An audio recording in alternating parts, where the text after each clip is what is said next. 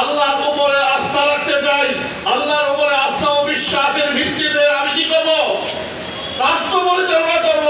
X এটা বলে, যে বলে আমি আল্লাহর নামটাও সহ্য করবো না। কার সাথে করবেন? এক্সের সাথে না জেনের সাথে? সহজ কথা। একজনের বলে আনাতি বুদ্ধি একটি আয়াত, এটা আমি সহ্য করবো না। এক্স বলে কোরআন বিরোধী, হাদিস বিরোধী একটি আইনও করবো না। তুই কার সাথে করবো? এক্সের সাথে করবে, এটি তো স্বাভাবিক।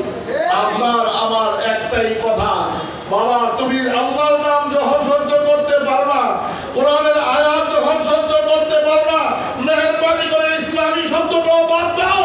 তুমি যে কোনো নামে রাজনীতি করো, ইসলামের রাজনীতি, ইসলামের নামে বাংলাদেশের মাটিতে এই দলটাকে রাজনীতি করতে দেয়া হবে না, হবে না।